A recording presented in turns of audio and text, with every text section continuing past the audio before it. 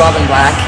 I'm actually a singer in a rock band, but I've taken on this big challenge of trying to become a professional cage fighter, mixed martial arts fighter. And I've been training for the last 2 years, pretty much full-time, or more than full-time, for my first fight, which is 5.5 weeks from today. It's a weird thing, and fighting is one of those things that, you can just fall in love with the sport, the training, the challenge of it. For me, I think a big part of it is the challenge.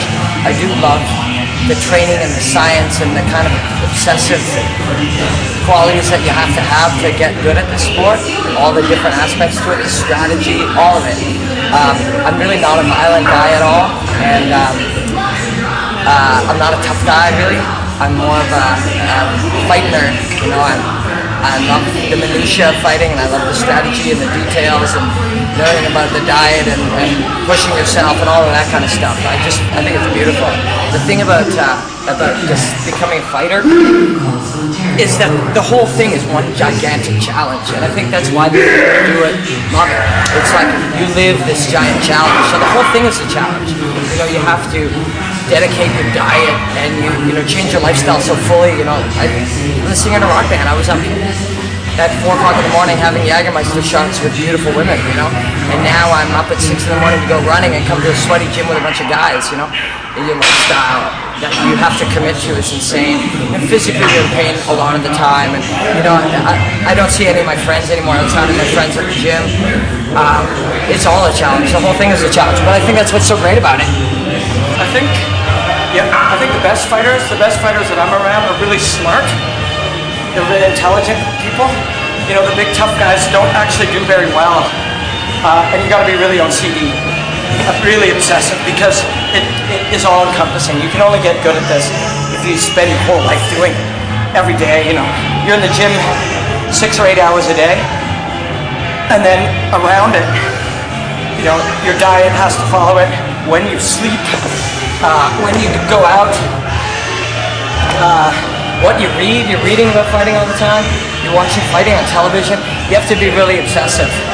And for those kind of, intelligent OCD people who, for whatever reason, like the sport, they're the right kind of people for it. The big tough guy who likes to beat up on people, this is a very humbling sport. You lose every day. You get put in your place every day. And big ego-driven people don't do very well at it. You have to become very humble to improve at it. Right now, I have a fight in under 6 weeks, so I'm about 6 or 7 hours a day of training between running and cardio.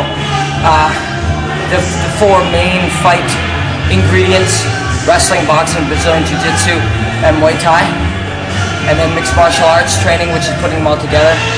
Strength and conditioning training. 6-7 hours a day right now. It's best if I can do 3 to 4 hours in the morning and 3 to 4 hours in the evening. That's ideal.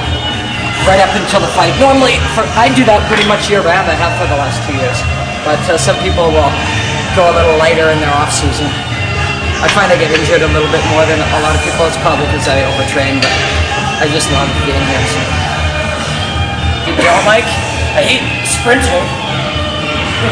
Running hard sprints. 6 or 7 minutes, as hard as you can run with a very short break, over and over again. I really despise that. I really miss pints of Stella and Heineken. I don't like not being able to have a cold beer whenever I want. I have a beer or 3 every second Saturday, usually while watching fights, actually. The diet, too. I miss Pizza Hut ice cream. But this is part of the deal. If you tell people that you want to be a professional mixed martial arts fighter, they will probably laugh at you and tell you that you're crazy or an idiot. It's sort of the punchline of a joke, Oh, I'm a mixed martial artist. Like, there was an episode of Friends where a guy decided he was going to run off and become a cage fighter. Like, it's not something normal. People will probably tell you not to do it. And it's difficult like crazy. Like, it doesn't, when I just look at it, the idea of spending your whole day with a bunch of sweaty guys in the gym, getting hurt constantly, so that you can get into a ring with somebody who wants to hurt you for a couple of $1,000. Doesn't seem like a very good career idea. But if you're the type of person who just loves big challenges and loves to see what you're capable of and wants to live your life sort of testing what your real potential is, and you know, not just kind of sit around wishing you were doing something, but really try to do something that's very difficult.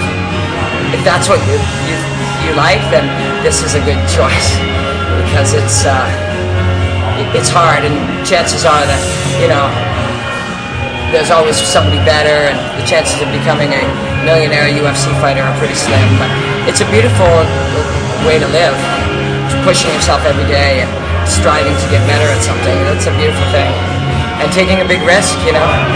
I'm going to go fight in 5 weeks, my first fight.